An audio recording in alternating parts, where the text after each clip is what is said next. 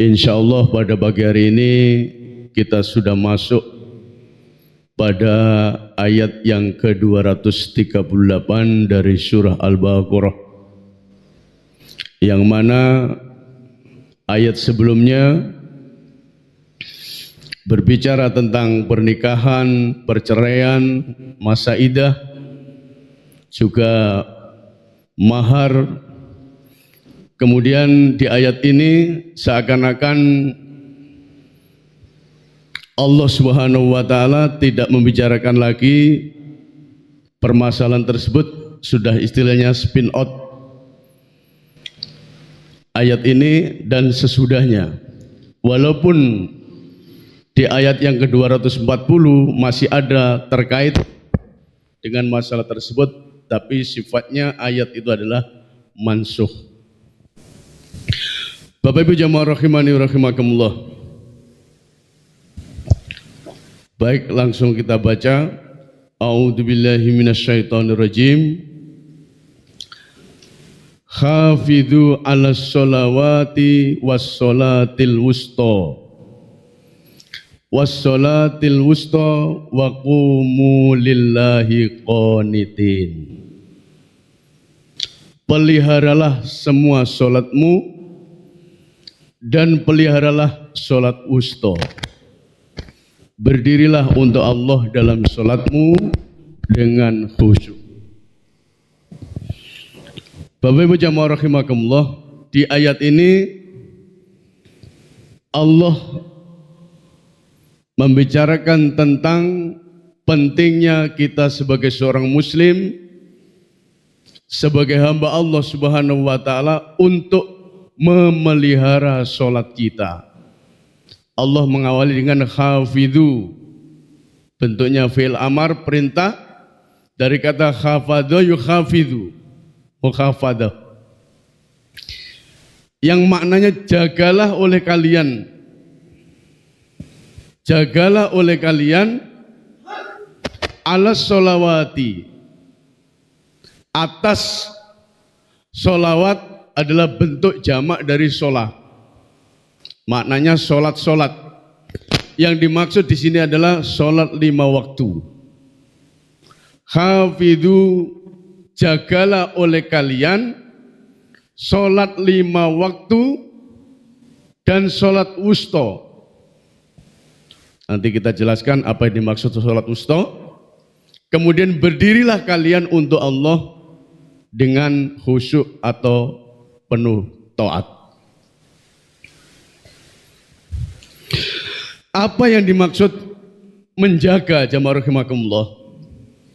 Menjaga itu tidak lain adalah memperhatikan, memelihara salat yang telah diperintahkan oleh Allah Subhanahu wa taala. Dan apa yang kita jaga, apa yang kita perhatikan? Yang perlu kita perhatikan di dalam salat tidak lain adalah di antaranya bagaimana kita memperhatikan hafidhu, menjaga tersebut, syarat sahnya sholat, rukun-rukun yang ada di dalam sholat, wajib-wajib yang ada di dalam sholat, termasuk jamaah rahimani wa rahimakumullah, bagaimana kita bisa menjaga sholat itu dengan berjamaah. Bagi laki-laki di masjid, perempuan diperbolehkan, di rumah juga lebih baik. Itu diantaranya hafidhu, kita memperhatikan, kita menjaga sholat kita. Kemudian kenapa jamaah rahimani wa rahimakumullah kita harus jaga sholat kita? Kenapa kita harus menjaga sholat kita?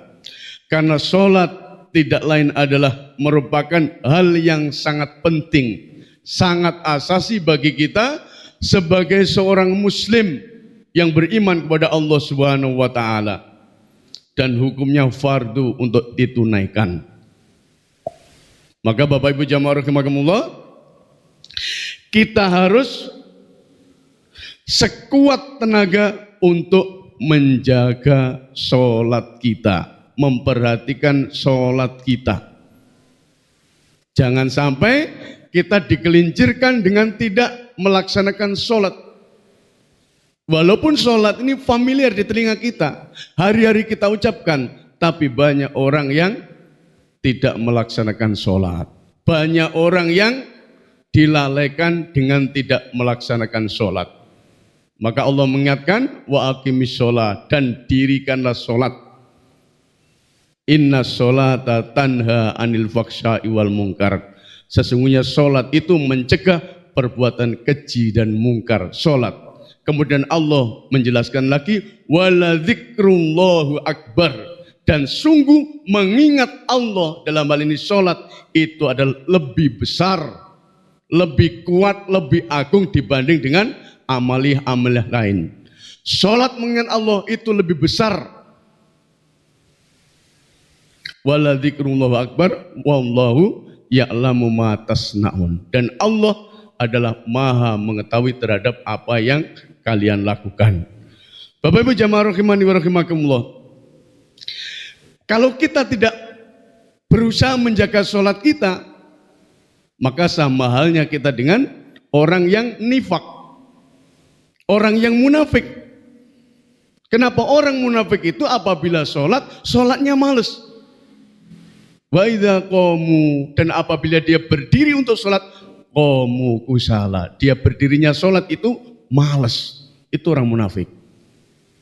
Berbeda dengan orang Islam yang beriman kepada Allah Subhanahu wa taala.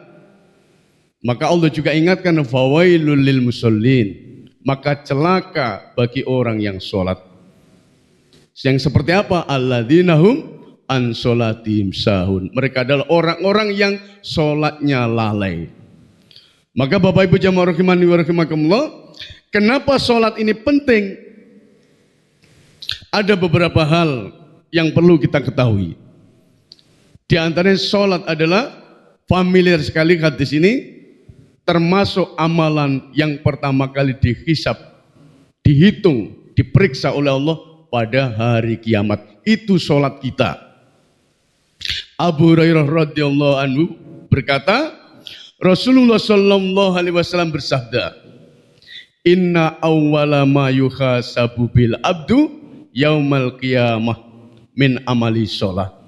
Sesungguhnya pertama kali awal yang akan dihisab terhadap seorang hamba pada hari kiamat dari amal-amalnya adalah sholatnya. Maka kata Rasulullah, fa in sholahat faqad aflaha wa anjaha. Maka jika sholatnya itu baik, maka dia beruntung dan selamat. Wa in fasadat faqad khaba wa khosira. Dan jika rusak sholatnya, dalam rusak ini tidak terpenuhinya adab-adab yang ada kaitannya dengan sholat. Syarat rukunnya tidak ngerti. Kemudian apa yang harus dilakukan nggak paham. Maka jamaah rahimakumullah, kalau sudah rusak sholatnya, faqad khaba wa khosira, maka sungguh dia termasuk orang yang gagal dan merugi. Kemudian diteruskan hadis ini, jika berkurang sedikit dari sholat wajibnya, maka Allah Ta'ala berfirman, lihatlah apakah hambaku memiliki sholat sunnah. Maka pentingnya juga kita melengkapi sholat kita ini dengan sholat sunnah, sholat rawatib tambahan, nawafil. Kemudian maka disempurnakanlah apa yang kurang dari sholat wajibnya dengan sholat sempurna itu. Kemudian begitu pula dengan seluruh amalnya. Kemudian Bapak Ibu jamaah rahimakumullah, kenapa kita harus menjaga sholat kita? Orang yang meninggalkan sholat itu dapat dikategorikan sebagai orang yang kafir. Pembeda antara orang beriman dengan orang tidak beriman, orang Islam dengan orang kafir musyrik, itu batasnya tidak lain adalah sholat. Kalau nggak sholat, ya kafir. Nggak ada yang lain. Ini ada beberapa hadis saya ambil dari kitab Riyadhus Shalihin. Di antaranya dari Jabir radhiyallahu an, qala, berkata beliau, Sami'tu Rasulullah sallallahu alaihi wasallam. Aku mendengar Rasulullah sallallahu alaihi wasallam bersabda, inna bainar rajuli wa bainas syirki wal kufri tarkas shalah. Batas antara seseorang itu dengan syirik dan kufur itu adalah meninggalkan sholat. Jadi tidak ada ampun. Kalau orang sudah meninggalkan sholat, apalagi dengan sengaja, beda kalau meninggalkan tidak sengaja. Itu masih ada hukumnya. Hadis riwayat Imam Muslim. Kemudian hadis yang kedua dari Buraidah radhiyallahu anhu. Nabi sallallahu alaihi wasallam bersabda, al-ahdul ladzi bainana wa bainahumus shalah, faman taraka faqad kafar. Perjanjian yang mengikat antara kita dan mereka adalah sholat. Maka siapa saja yang meninggalkan, sungguh dia telah kafir. Paling rendah dosa besar. Bapak Ibu jamaah rahimakumullah. Kemudian dari Syakik bin Abdullah, seorang tabi'in yang disepakati kemuliaannya, semoga Allah merahmatinya. Beliau berkata, kan ashabu Muhammadin sallallahu alaihi wasallam adalah para sahabat Rasulullah sallallahu alaihi wasallam la yarawna syai'an minal a'mali tarku kufrun ghairas shalah. Jadi ijma beberapa sahabat Rasul jamaah rahimakumullah tidak memandang kufur karena meninggalkan amal, kecuali dia dianggap kufur itu kafir karena meninggalkan sholat. Maka jamaah rahimakumullah, perhatikan sholat kita, jaga sholat kita, jangan sampai sholat kita akan menjadikan kita justru tidak bisa konsisten dalam menjaga sholat kita. Maka Imam Ibnu Katsir jamaah rahimakumullah tentang hal ini, sebelum itu, selain itu secara khusus Allah menceritakan kisah orang yang masuk neraka Sakor. Ini ada di dalam Al-Quran. Allah berfirman, ma salakakum fi Sakor. Apa yang memasukkan kamu ke dalam Sakor, neraka Sakor? Mereka menjawab, lam naku minal musallin.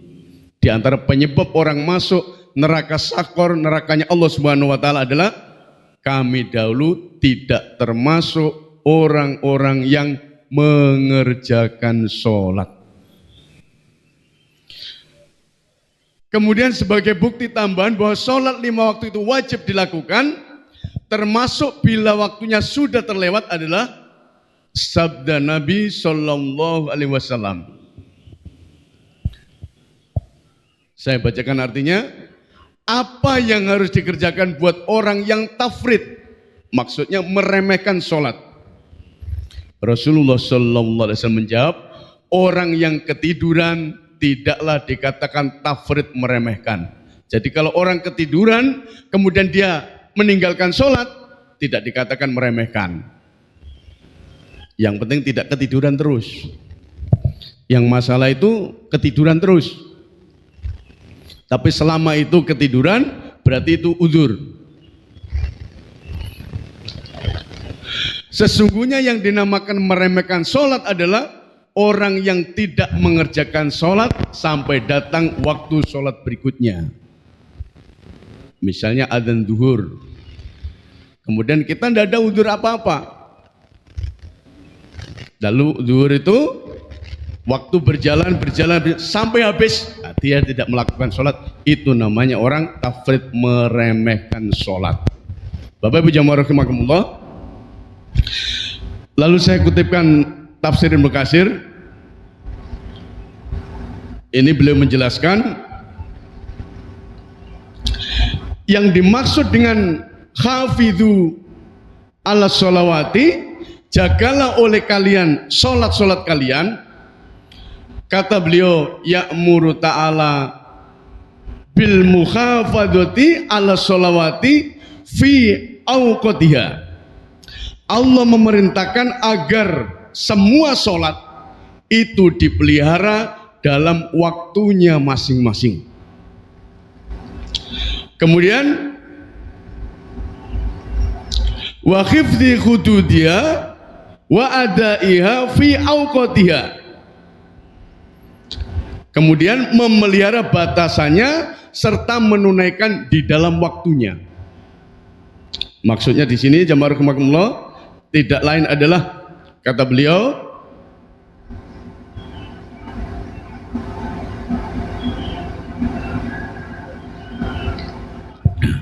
beliau mengemukakan pengertian sholat pada waktunya itu maksudnya jangan tertinggal dari mengerjakan sholat sehingga hingga habis waktunya.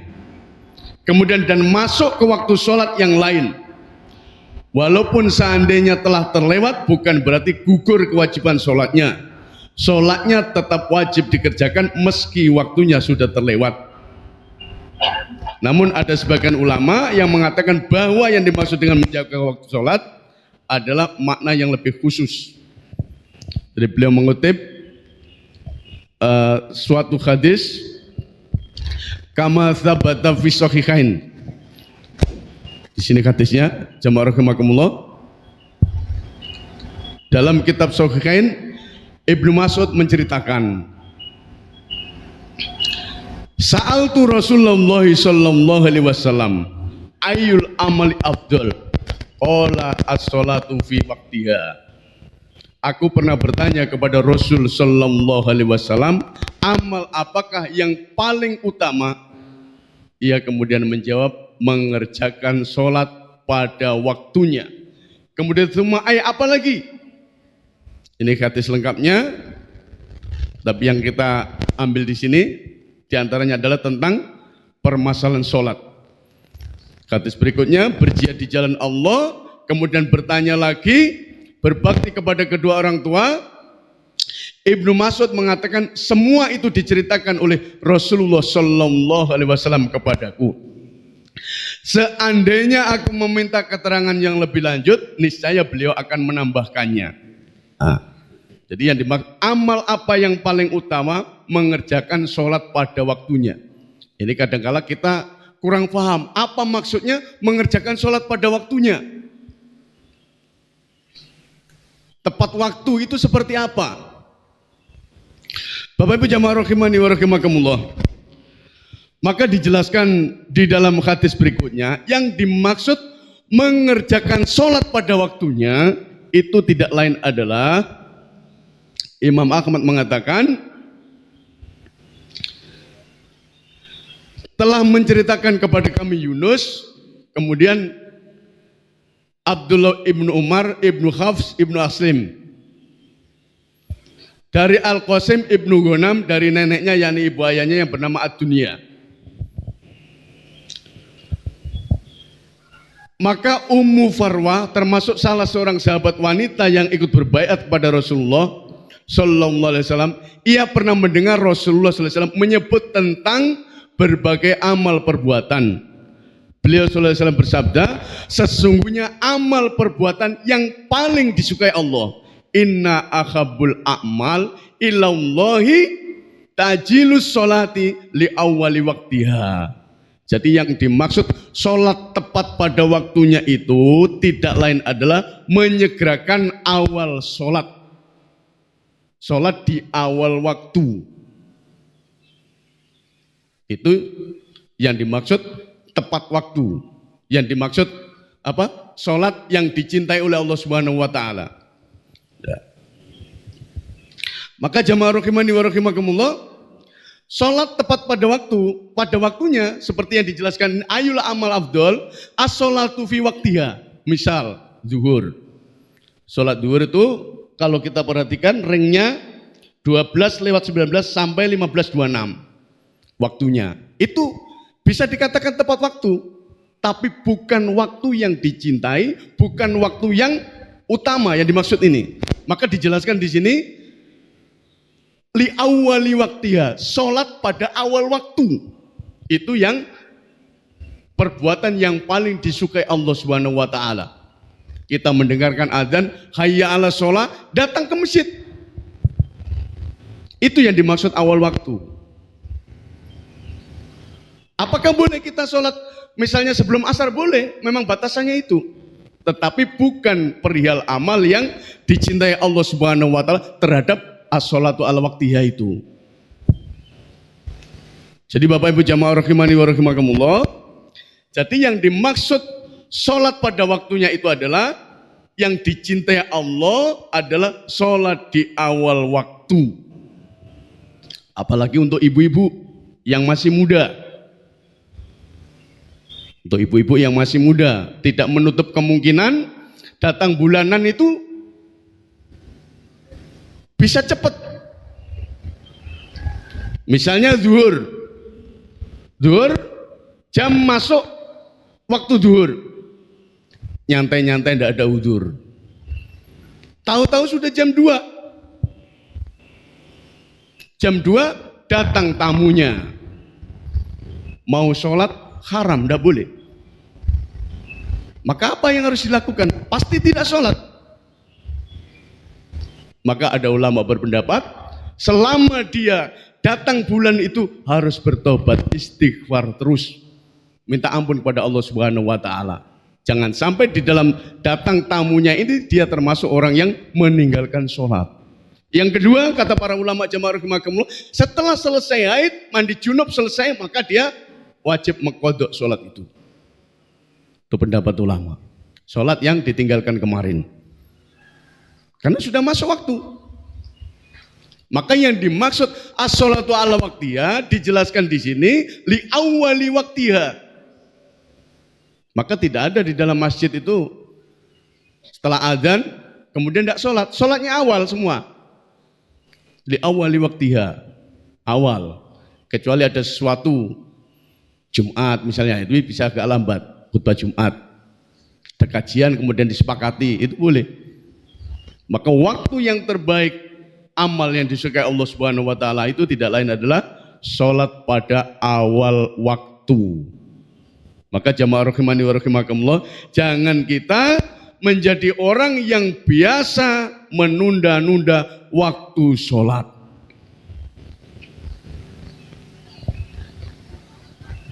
Ini yang sering terjadi. Sudah hayya 'alas shalah, dipanggil Allah untuk sholat. Hayya 'alal falah maghrib, kita menuju kepada kemenangan. Apalagi laki-laki. Kalau diboleh pendapat paling rendah, sunnah muakkad. Sunnah yang ditekankan, berjamaah di masjid.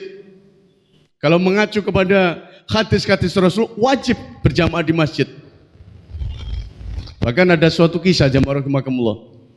Saat sekarang ini, di Saudi itu jamaah rahimakumullah, mungkin walaupun tempatnya tidak di kotanya, di pedalaman itu ada bahkan orang yang hanya kepingin tiap hari itu menuju ke masjid. Dia membayar orang untuk dituntun ke masjid dengan gaji sekian juta.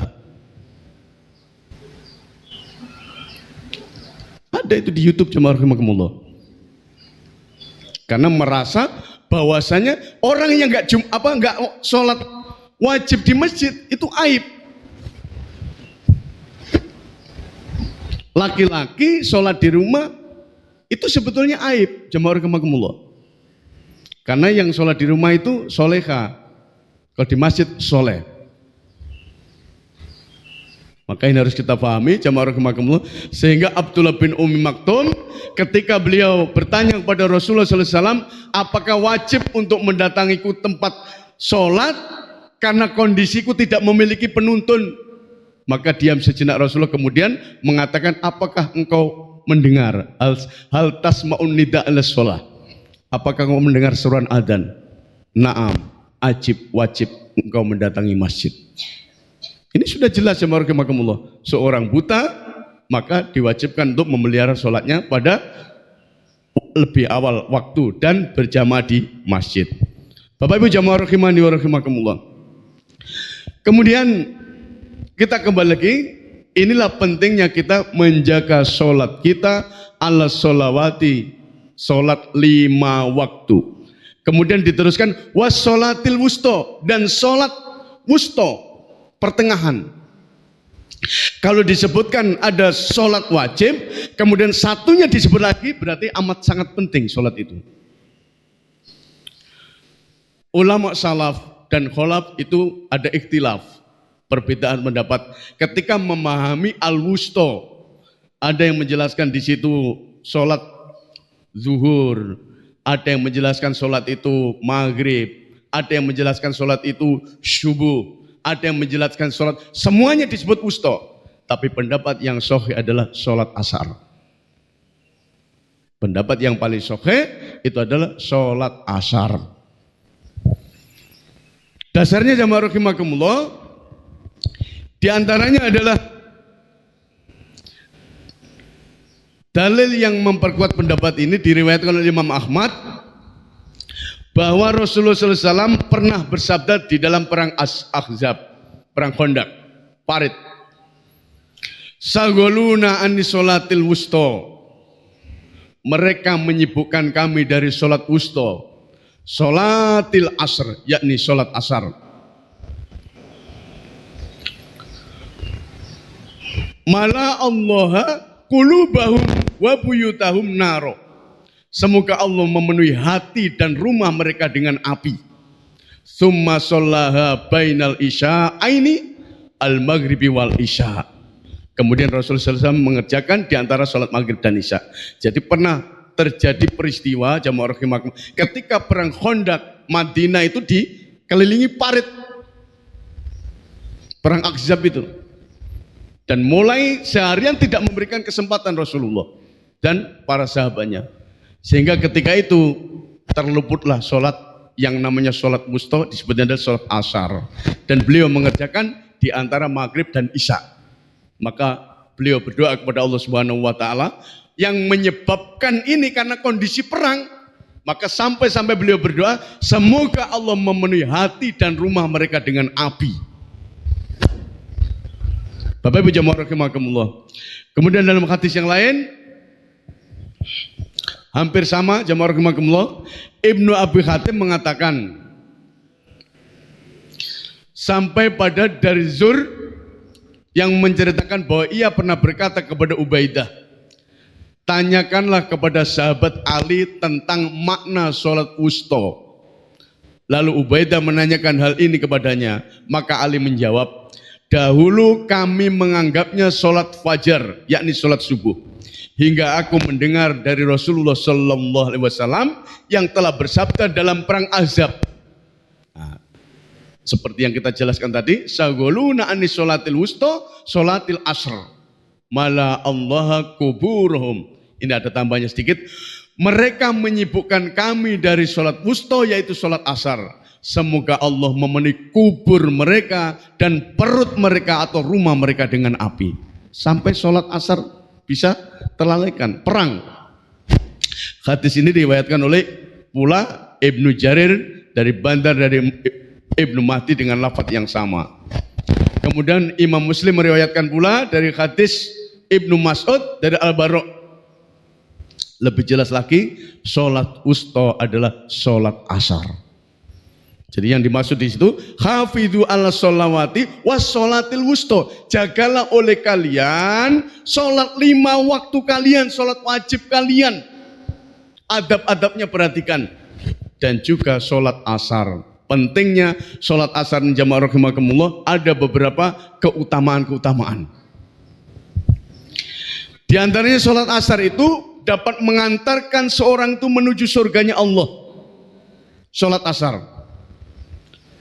Sabda Rasulullah, man sholal bardaini dakhalal jannah.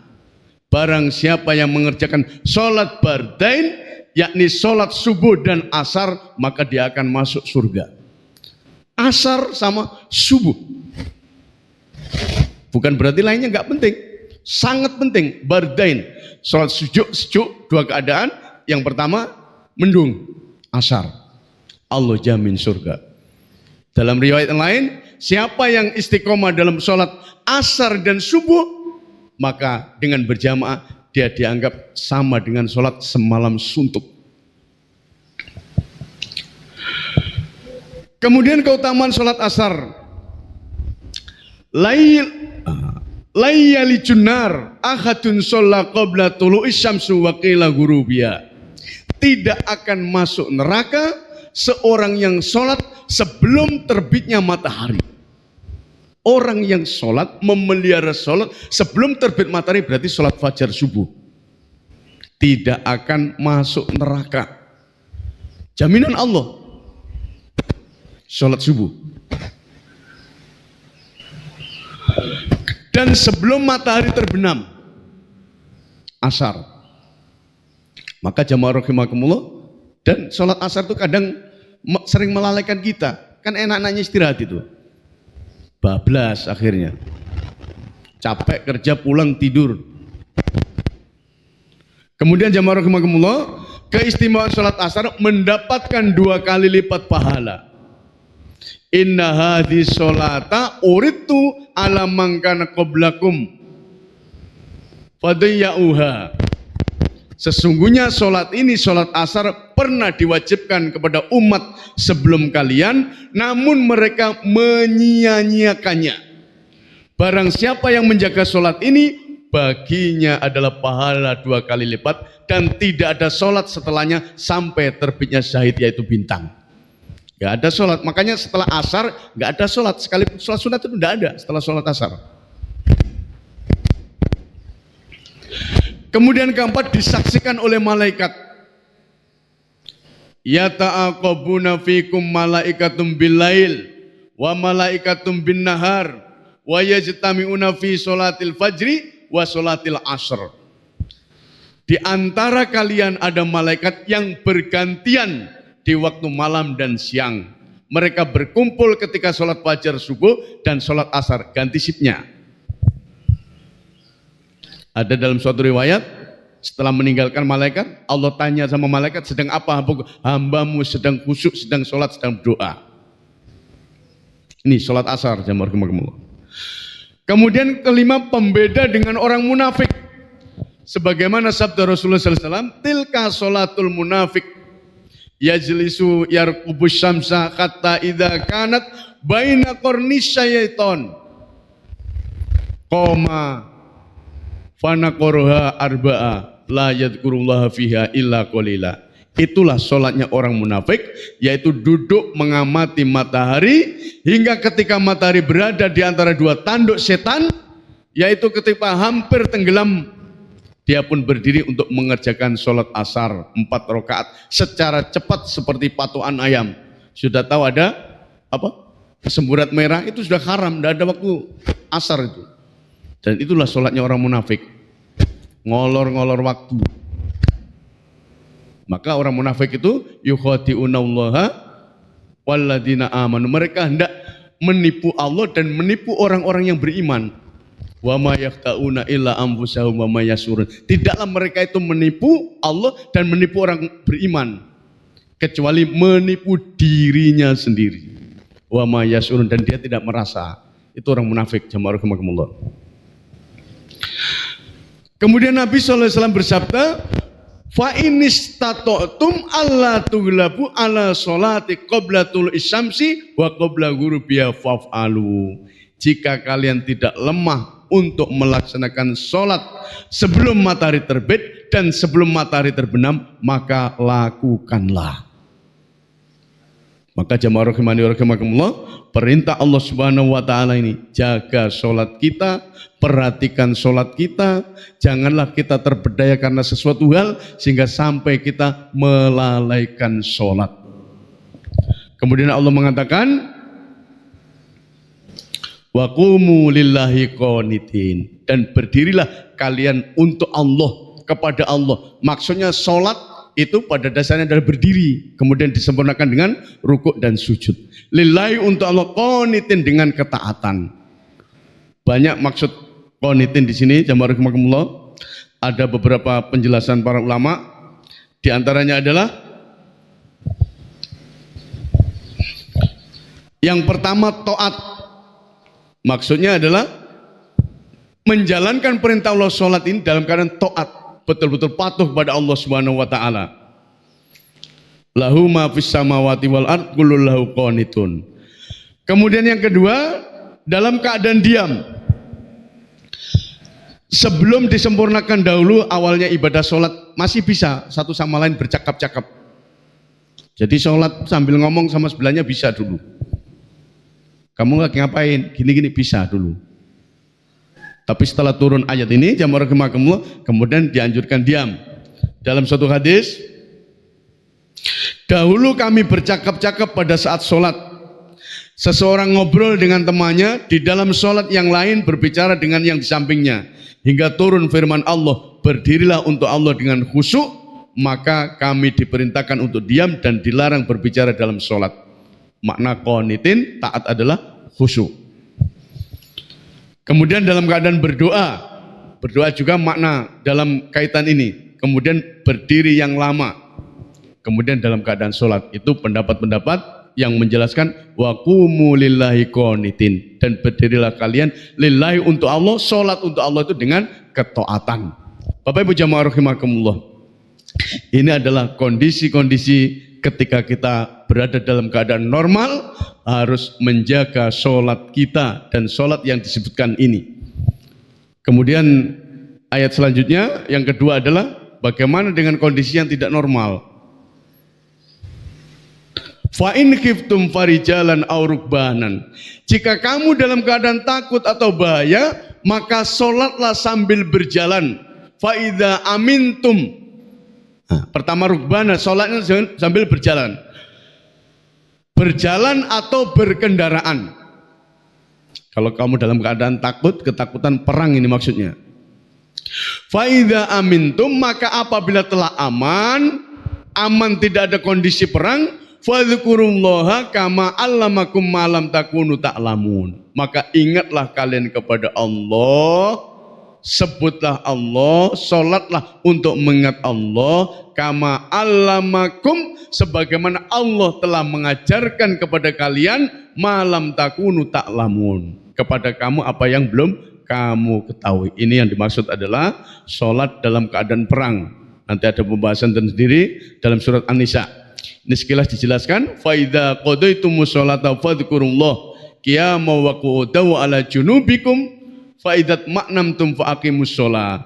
Maka apabila kamu telah menyelesaikan sholatmu, ingatlah Allah dikala waktu berdiri, di waktu duduk, di waktu berbaring. Kemudian apabila kamu telah merasa aman, maka dirikanlah sholat itu sebagaimana biasa.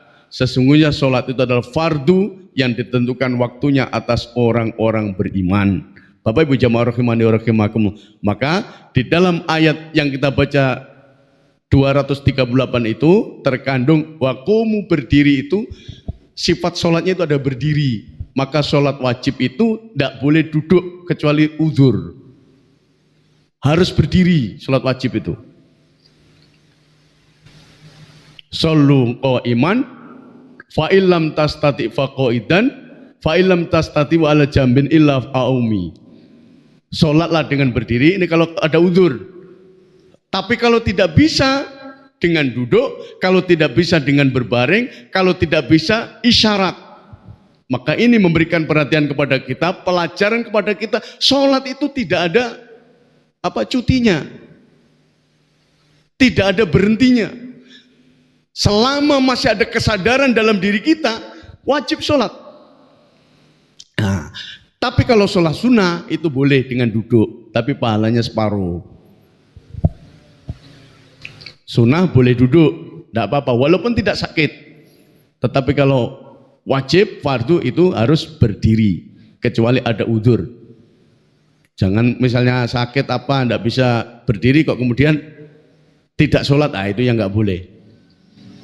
Jangan sampai kita dicabut nyawa kita dalam keadaan kita lalai, dalam keadaan kita tidak mengingat Allah Subhanahu wa taala. Tidak bisa berwudu, tayamum. Maka Bapak Ibu jamaah rahimakumullah, perhatikan, jaga sholat-sholat kita, sehingga dengan menjaga sholat kita, insya Allah kalau di akhirat kelak Allah memeriksa sholat kita, maka sholat kita akan baik dan baik semuanya. Dalam suatu riwayat jamaah rahimakumullah, Tadi malam sempat saya singgung, semua akan menjadi saksi atas yang kita lakukan. Maka ketika Allah memeriksa kita, kalau kita sudah bertobat kepada Allah Subhanahu wa taala, saksi-saksi itu tidak akan memberatkan. Contoh, jamaah rahimakumullah, dalam keadaan di akhirat monopoli itu tidak dipegang mulutnya saja, tapi semua anggota tubuhnya akan berbicara. Tetapi ketika orang itu sudah bertobat kepada Allah Subhanahu wa taala, Allah lalaikan semuanya. Saksi-saksi itu tidak akan memberatkan dan semuanya dihapus oleh Allah Subhanahu wa taala. Maka jamaah rahimakumullah, perhatikan perintah-perintah Allah, jaga apa yang diperintahkan Allah Subhanahu wa taala, pelihara termasuk sholat kita. Semoga kita termasuk orang-orang yang istiqomah dalam menjalankan atau memperhatikan, menjaga sholat kita. Demikian yang bisa Anda sampaikan pada pagi hari ini. Kalau ada mau didiskusikan, dipersilakan. Saya akhiri dulu. Subhanakallahumma bihamdika asyhadu an la ilaha illa anta astaghfiruka wa atubu ilaik. Wassalamualaikum warahmatullahi wabarakatuh.